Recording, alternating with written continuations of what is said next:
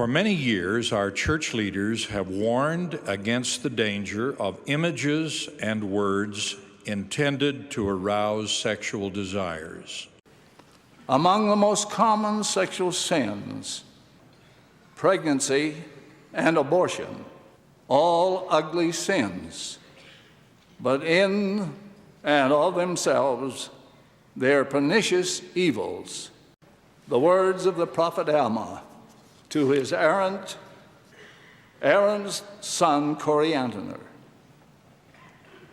forsake your sins and go no more after the lusts of your eyes. The lust of your eyes. In our day, what does that expression mean? Movies, television programs, and video recordings that are both suggestive and lewd. Magazines and books that are obscene and pornographic. We counsel you, young men, not to pollute your minds with such degrading matter, for the mind through which this filth passes is never the same afterwards. Jesus spoke when he said, "Whosoever looketh on a woman to lust after her hath committed adultery with her already in his heart." Too often, young people dismiss their petting with a shrug of the shoulders as a little indiscretion, while admitting that fornication is a base transgression. Too many of them are shocked or feign to be when told that what they have done in the name of petting was in reality a form of fornication. End of quote. Young men of the Aaronic priesthood, remember the scriptural injunction, "Be ye clean, who bear the vessels of the Lord." I can't have a temple recommend. The Lord wants all his children to partake of the eternal blessings available in his temple. He has directed what each person must do to qualify to enter his holy house. All requirements to enter the temple relate to personal holiness. To assess that readiness, each person who wants to enjoy the blessings of the temple will have 2 interviews. First, with a bishop, bishopric counselor, or branch president. Second, with a stake or mission president or one of his counselors. In those interviews, several questions will be asked. Some of those questions have recently been edited for clarity. I would like to review them for you now. Are you a full tithe payer? We are instructed to give unto you the law of chastity, which is that the women of God's kingdom and the men of God's kingdom shall have no sexual relations except with those to whom they are legally and lawfully wedded according to his law. Each of you bring your right arm to the square. You and each of you individually covenant and promise before God, angels, and these witnesses that you will observe and keep the law of chastity as it has been explained to you. Each of you bow your head and say yes. Yes. Thank you. And young women, you are magnifying this problem by becoming pornography. They go to the temple along with our 11-year-old young women. She would be a second wife. She asked this question: would she be able to have her own house? Or would she have to live with her husband and his first wife? I just told her to trust the Lord.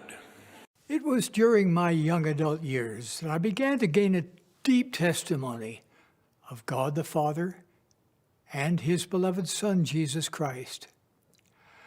I came to know for myself that Jesus Christ was born of the Virgin Mary, who was a precious and chosen vessel. Mahana! Mahana! Where is that girl? She knows today's the bargaining day. Mahana! I'll beat her. She's as foolish as she is ugly. You don't want to let Johnny Lingo hear you say that?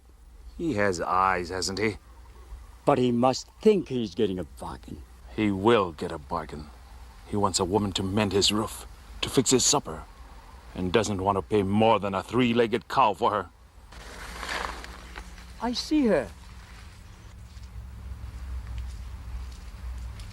Mahana, you ugly. What are you hiding up there for? Today is a day of bargaining. Come down and be ready to greet your husband-to-be.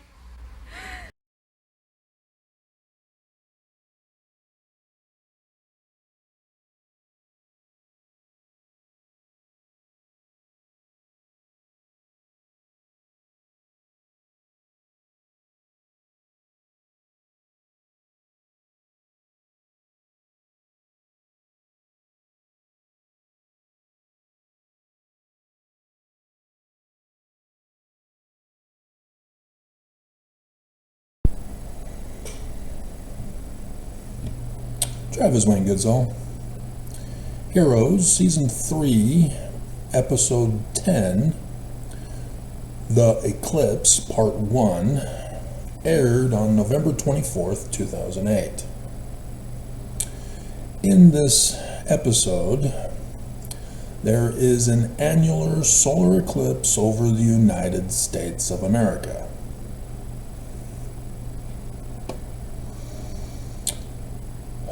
When writing fiction, it is a rookie mistake to make up factual history, whether in the future, but especially the past. Because American history has already happened and is established as factual. And so anybody who attempts to rewrite it is not only wrong, but they're pure evil. And so in 2008, before November 1st, there were 2 solar eclipses. The closest one was August 1st. That was a total solar eclipse. That was over the Arctic, over the top. Antarctic is the bottom, is it? Am I getting those right? Ants for other side. The annular eclipse that did occur that year, when, they most likely would have done the recording for the next season during summertime. And so they would have taken it from February 7th. That was at the Antarctic. Oops. Not factual. And this is a rookie error on their part. And it's worse when you get people who are religiously fans of such a show, that they begin to declare the show as factual history. It actually happened, there was, and they'll go, oh, we know that those characters are just actors from Hollywood, but there was a total solar or annular solar eclipse.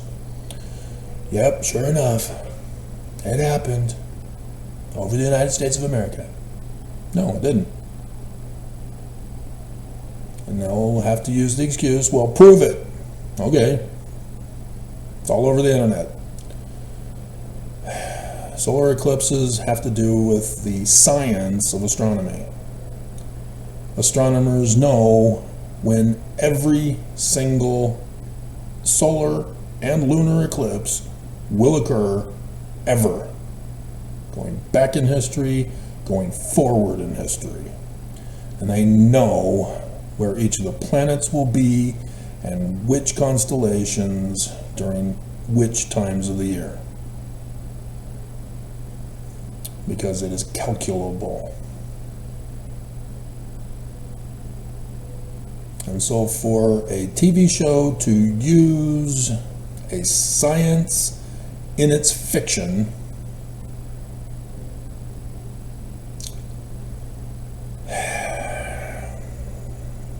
was a big old rookie mistake. I mean, since they are able to go forward and backward in time with Hero, they could have easily gone to the 21st of August 2017 and call it a total solar eclipse rather than an annular solar eclipse.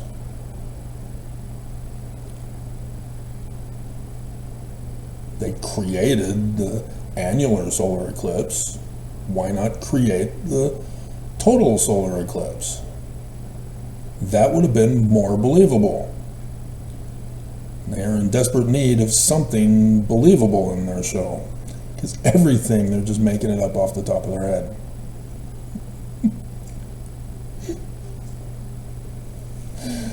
It's just a show, Travis. It's just a show. Unfortunately, there are people who will believe the lies. Believe that it's possible. Or will extend it to think that that people can relate to the show as some fantasy belief about who they are. Another such instance of this botching up of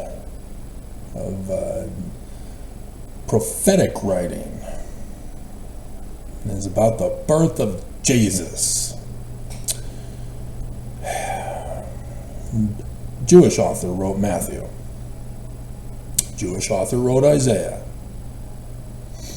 Jewish author wrote Luke. Sidney Rigdon wrote 3rd Nephi chapter 11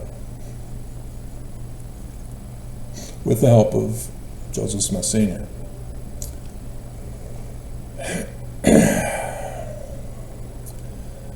It is not literal history. None of it is.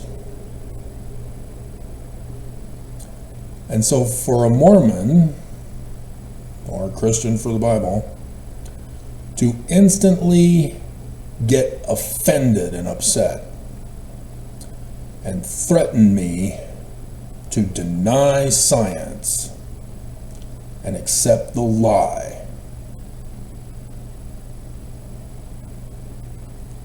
that kind of makes you the bad guys.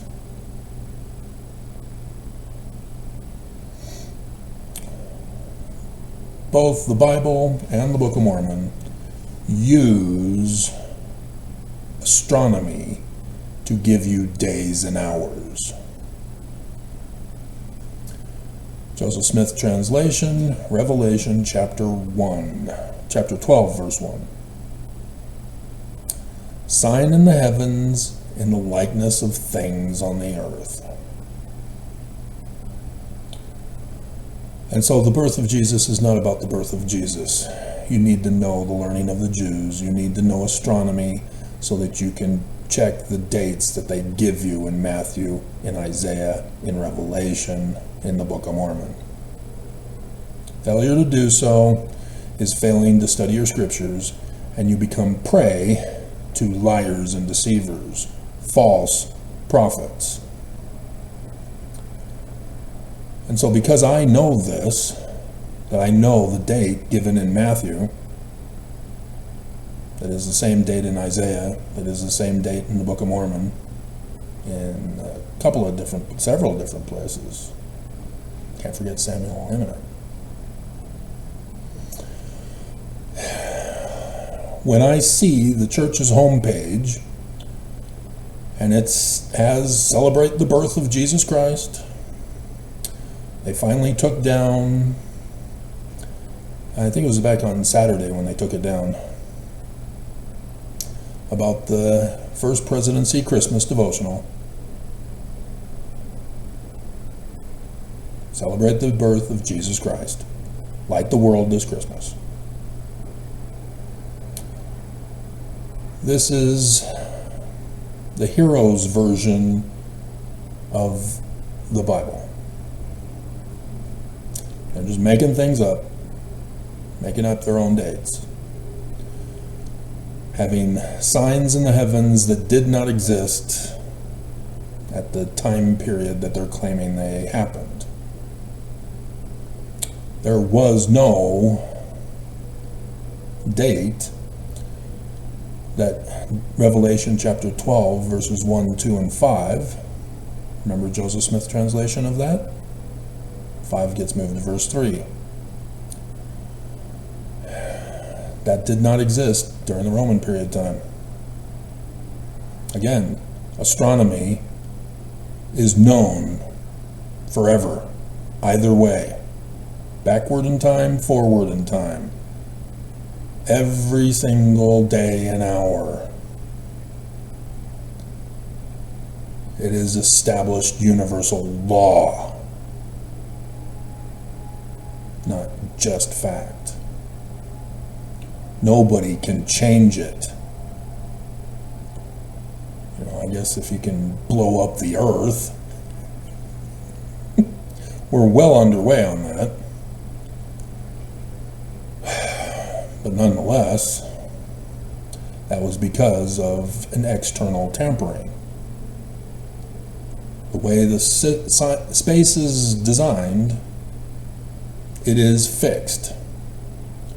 And so yes, if you do blow up the moon, blow up Earth, you now create the new fixed conditions.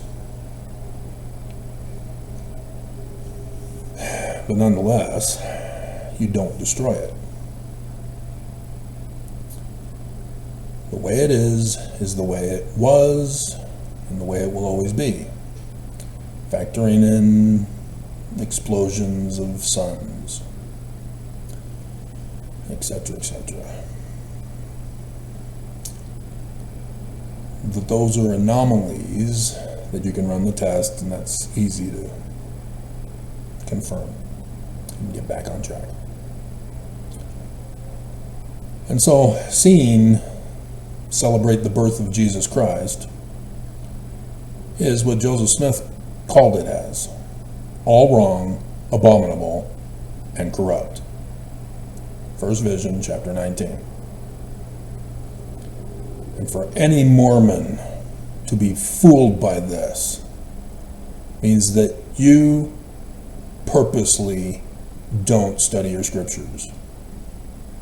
You were threatened by the church not to study your scriptures because they told you you would become apostate. Really? They're the ones who are all wrong, abominable, and corrupt, and they're threatening you to believe their lie or you're the apostate. There is no truth in Christianity. What they did to the Jews was unexcusable.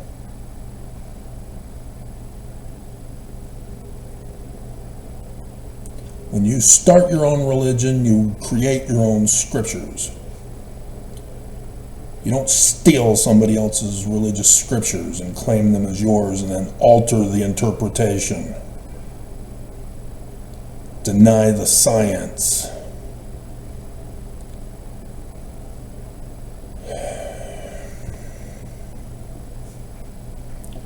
And therefore, the Church of Jesus Christ of Latter-day Saints is all wrong, abominable, and corrupt. End of story. So all you ex-phone nevermos who are listening, you're wasting your time going to the Book of Mormon to try to prove it's not literal history. You should have stopped with science. Christianity is all wrong, abominable, and corrupt. Anybody who continues to claim it is incredibly stupid, incredibly naive and gullible, or incredibly evil. As people who are stupid, gullible, and naive become evil in the manner in which they treat others for not believing their lie that they've been fooled into believing. Not a single Mormon should ever attack me for telling you that the Book of Mormon and Joseph Smith are true as Jewish. And yet, after all these years, literally thousands of Mormons have demonstrated their evil that the church prophets taught them to be. Knowing that they are evil, the church news likewise exposes this evil. Renderings released for 5 temples in North America. The latest temple news from the Church of Jesus Christ. Well, what's wrong with temples? Well, one, it's not Christian.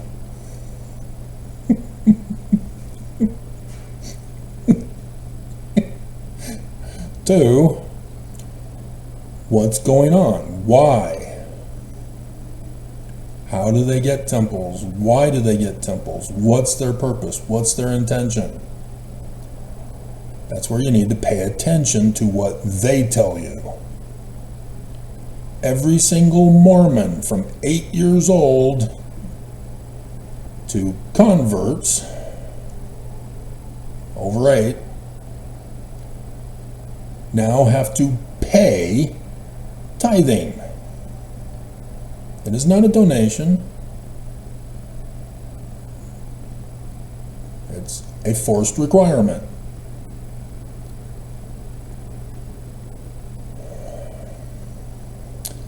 And now they have other sources for building of temples. But as the whistleblower in 2019 revealed, they have no problem transferring money around to pay for what they need paid for.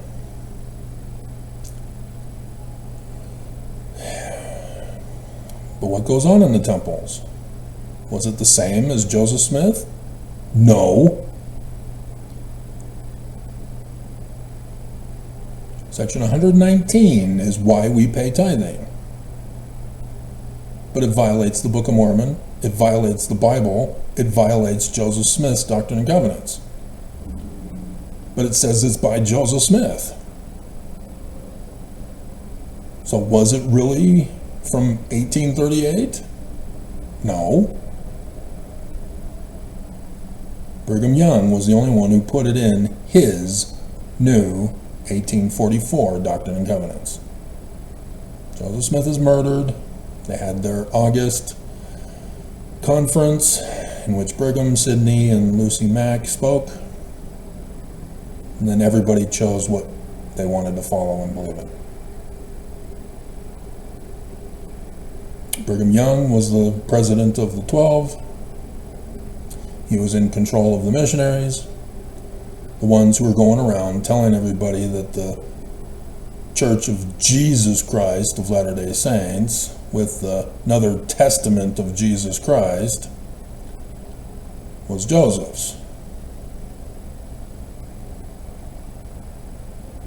And so they only knew to go with Brigham. But that's not the proper succession process. Section 107, verse 22. The keys of the president of the 12 are not the keys to lead the church. Those are the keys of Moses, that Jewish Christ.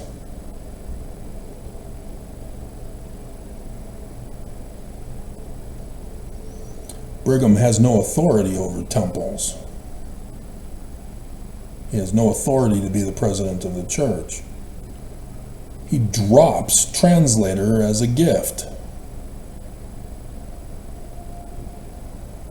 And still to this day, they will not claim the president of the church as a translator. Only because it's in our scriptures of Joseph Smith that we even know about translator.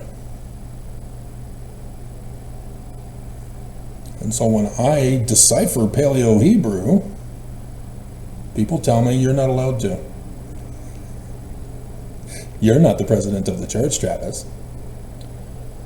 Or am I?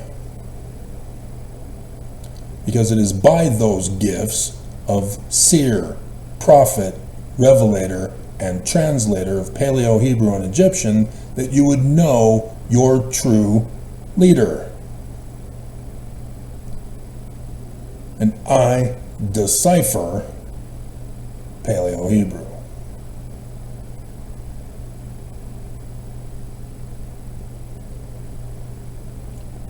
You know me by my fruits now. You know them by their fruits. Do you believe the scriptures? Or do you just give lip service to them with the wrong interpretation, denying the powers thereof? Like a Christian.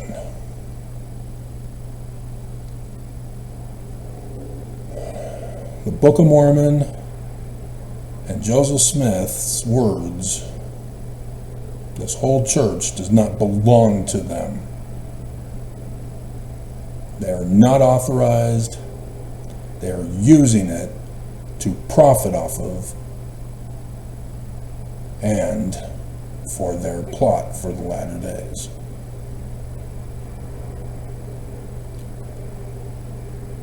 To mass murder the human race and coup governments and blame Jesus for it.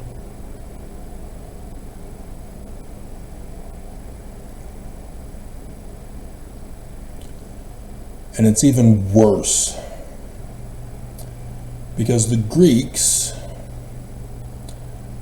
came and conquered Jerusalem and took occupation of the Jerusalem temple, destroying the altar, and 10 days later having it rebuilt, begin offering Greek sacrifices. And the Greeks also instituted the practice of paying for sex with temple prostitutes.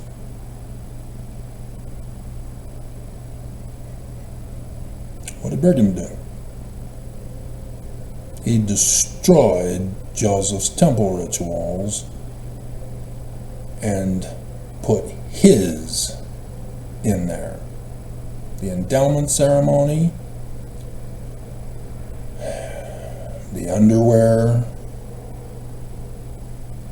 and prostitution of Mormon women, down to 14 years of age. Not Joseph Smith, Brigham Young. This is the abomination of desolation.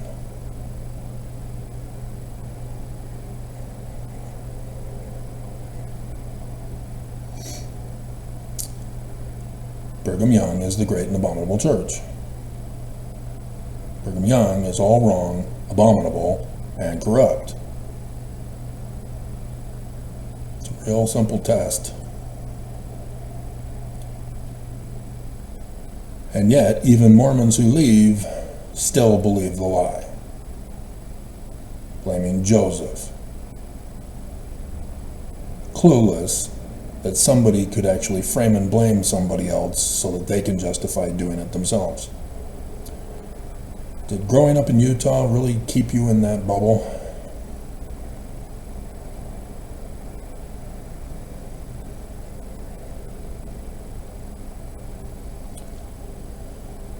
Because I know the majority of you Mormons here in Utah love Steven Seagal movies when he was here in America.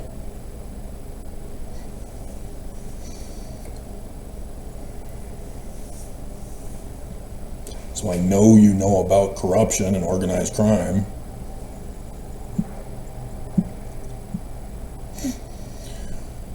And yet you still couldn't figure it out, huh?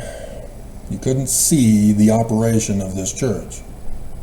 It's not even a church. The United States shut down the church way back in 1887. They never reincorporated the church. Heber J. Grant incorporated a corporation using Mormons as the cash cows, placing you all in slavery, all the way down to 8 years of age. And yes, sex slavery, all the way down to 8 years of age. Because we all get asked, do we obey the law of chastity? And their interpretation is no porn, which is anything from immodest dress to sexual activity in an image form called art.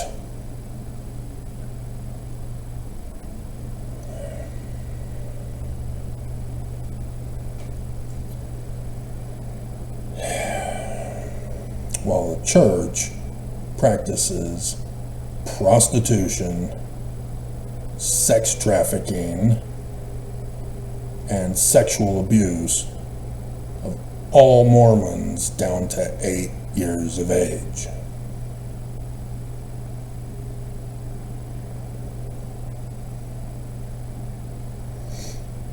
All you had to do was think about it. Everybody's seen somebody immodestly dressed, because they say that swimsuits are immodest, regardless of whether they're a one-piece or the two-piece abomination.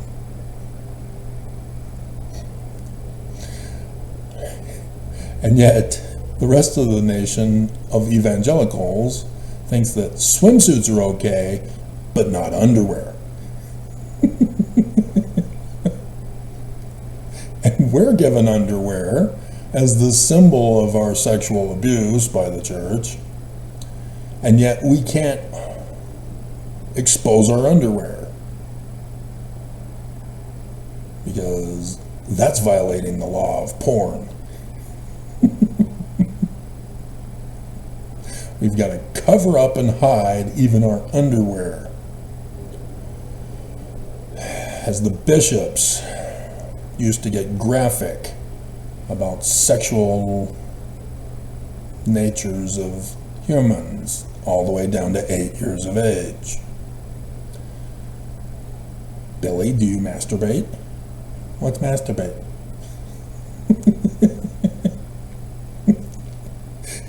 I only 8 years old.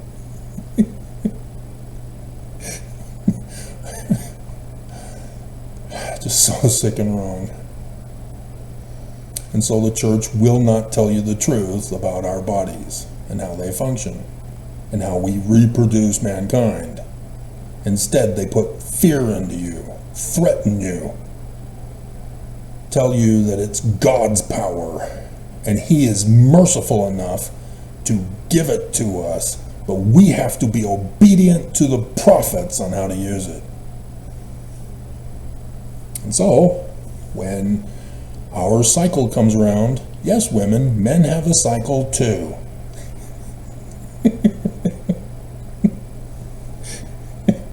Even when we're old, both men and women still have cycles.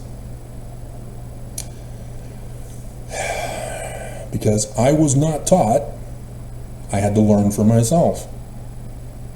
And I'm a person who uses science, who observes patterns, identifies anomalies, runs tests for confirmation.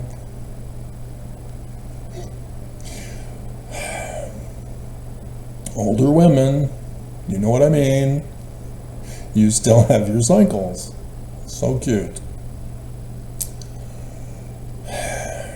And so it's kind of sad, you know.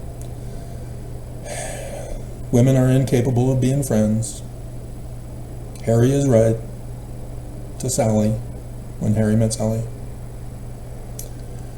We are incapable of being friends because when our cycles come around, our mood changes. They got that part right in Arrows.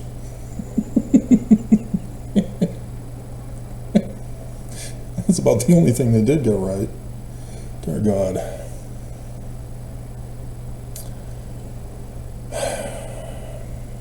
But the church tells us that our natural cycles, which is the power of God, is evil. It's of the devil.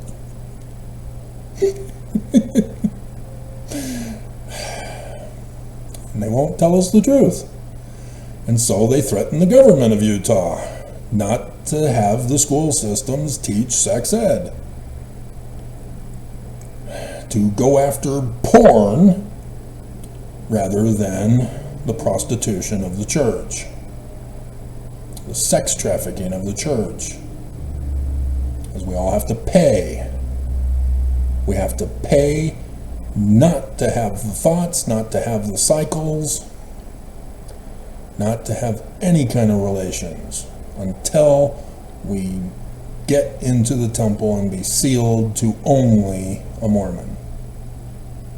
Being fully paid up with tithing. And even then, they only want you to have sex so that you have babies. They still want to control your nature. That is not the evil in the Book of Mormon. The natural man is an enemy to God.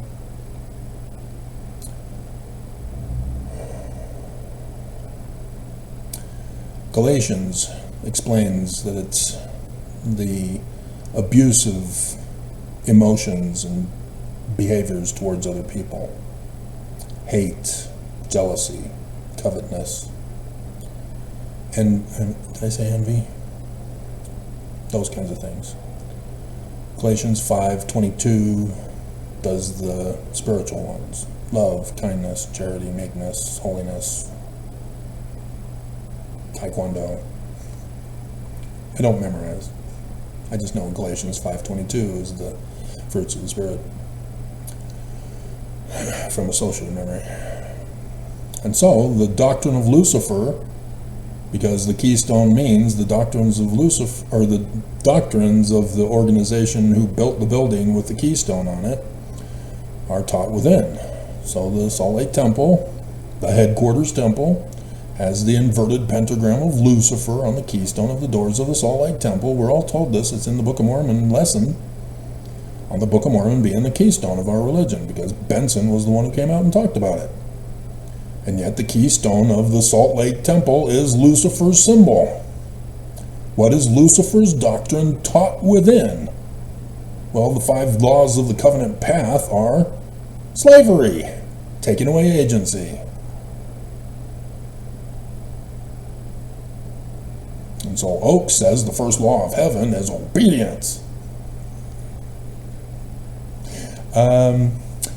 It's sex.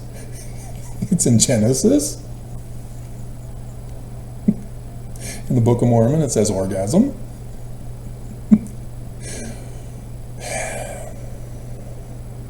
And then Lucifer's infamous words. See, you are naked. Father will see your nakedness. Take ye fig leaves and make you aprons. Quick, hide. Probably put them out of order. Cover up and hide your bodies that were created by Heavenly Father, who's already seen it, and now you have to hide? See, the church puts guilt on you. They make you ashamed. They lie to you, using psychologists to spread that lie. Oh, you'll go blind. It causes harm. It'll kill you. Don't look at it. It destroys the family.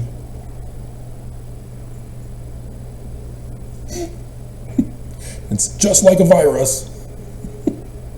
You're addicted. Our cycles are not an addiction.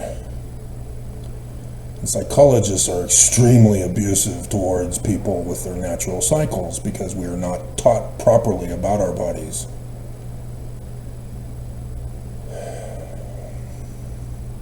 Too many women have been wrongly diagnosed as bipolar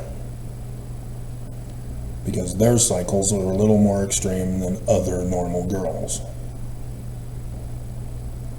And then they get drugged, which is a slow death. The drugs are the addiction.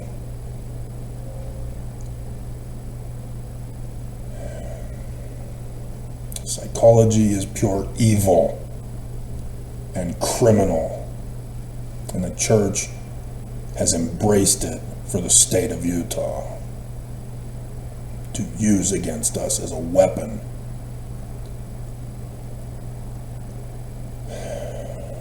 Did you not think about it, women? Oh, you're immune because you're also a female and not a lesbian.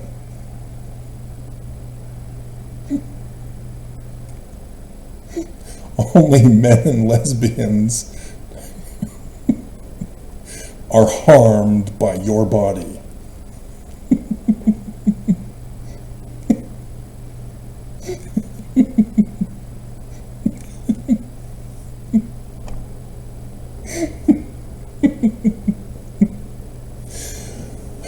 So what about your baby boys who have to breastfeed?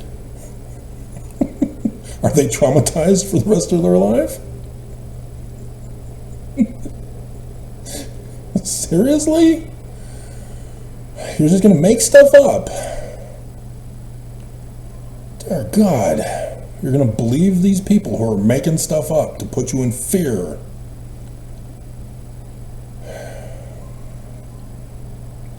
The people in positions of trust, the people in positions of government are the evil ones for doing this to us.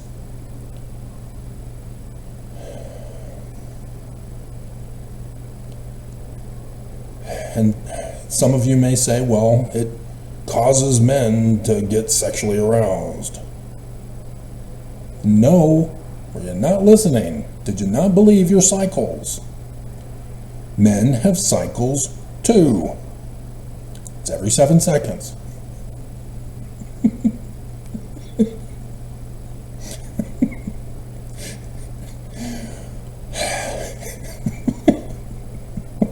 I don't know which movie or show that came from.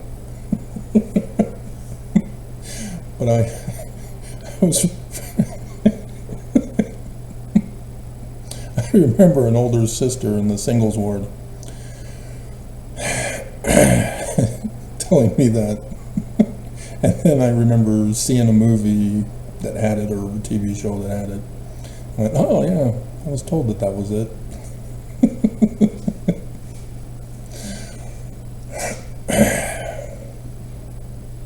No.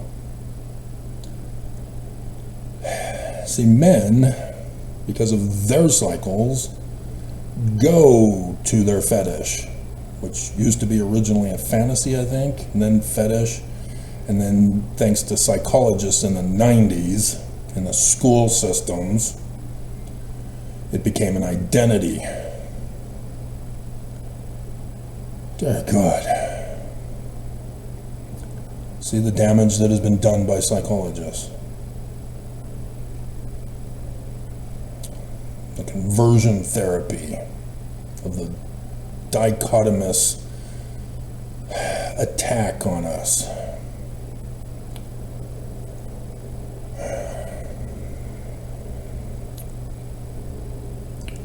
Regardless. Now, when people understand each other, understand our cycles, we can learn how to live with each other. And not be abusive, like Pink, in a bar where guys specifically go to take care of their cycles, working for the weekend, and she's all by herself at the bar getting drunk, And so, yes, of course, a guy is going to approach her, and for her to say, going home with your hand tonight, you in your hand. Leave me alone. She knows better. And yet she's trying to change the cycles, force men to change. Whereas men don't force women to change. We just run in fear and hide.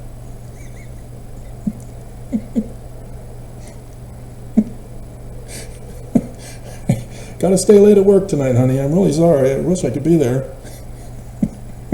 Gotta go. You're cheating on me.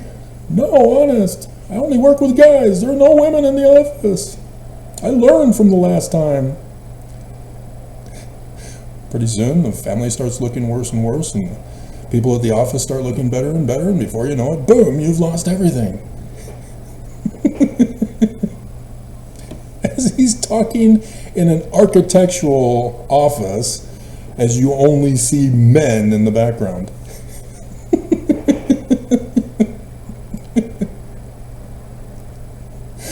Hilarious. Believe me, the last thing you want to give is love and kindness. What? What are you talking about? Oh my God. He cheated on his wife with several women at the office. You can be together forever someday. Oh my hell. And so yes, the church is still trying to sneak in psychology in the church news. How to improve a mindset when in a negative headspace. They're just twisting the words. It's the same thing. If by chance you meet a frown, do not let it stay. Quickly turn it upside down and smile that frown away. No one likes a frowny face. Change it to a smile. Make the world a better place by smiling all the while. Do you know how abusive that is to little kids? Guilt trips, threats, taking away agency,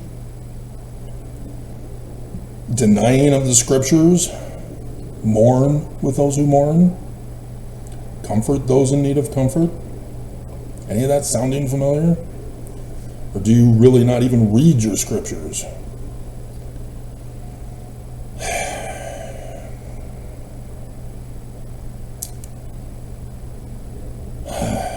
And so Elder Nash tells BYU Hawaii graduates how to focus on the Savior. Those who hook up at BYU Hawaii, unless you're both from Hawaii, you're sex trafficking yourselves. Because you're from different states, going to Hawaii. See, if my mom had married some guy in Hawaii while she was at BYU Hawaii, she would have been a sex trafficked prostitute. She technically is still a sex trafficked prostitute. She's dead. But she was from California. She moved to Utah specifically to be around the majority of returned missionaries because she's a Mormon. She's got to get married. She was 24, an old single cat lady without a cat. Menace to society for women's standards. She'd served the mission because she couldn't get married. And so my dad from Idaho was there at the University of Utah. And they fought and hated each other. But they're Mormon, they got to get married. So when my dad graduated, he said, I'm going off to Berkeley to continue my education. You coming with me? That was his proposal. Then they went to the Los Angeles temple to get sealed in sex trafficking prostitution. Then their honeymoon was up the California coastline. There's a song for that. California Highway. So I was born 9 months and 10 days later. Or something like that. Was it June 6th? Or June 7th? Or was it 9th?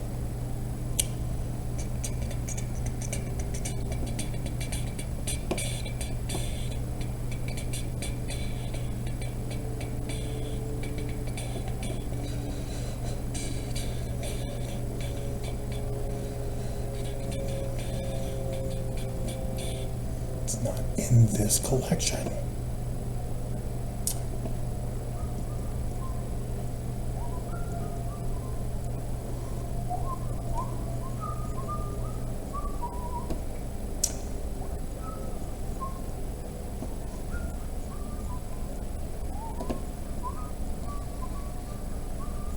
She married Wayne Lewis Goodsell in the Los Angeles, California temple June 10th. 9 months, 10 days. Or 7 days, oh my god.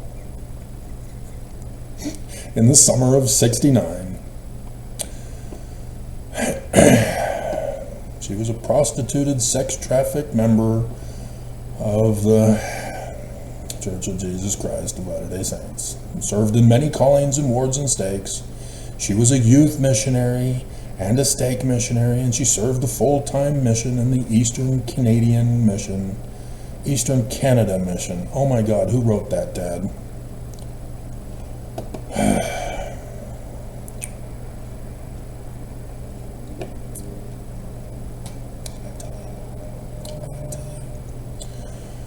So, yeah, there's no excuse for you Mormons. Cannot be saved in ignorance. They're going to murder you on Christmas. I've done the videos, done the research. When he tells you that Jesus is about to come, that means you need to fear and tremble.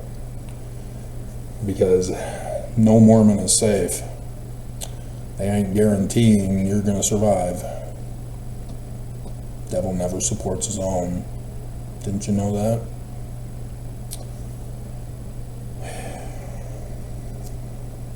So, alrighty, I think we got it.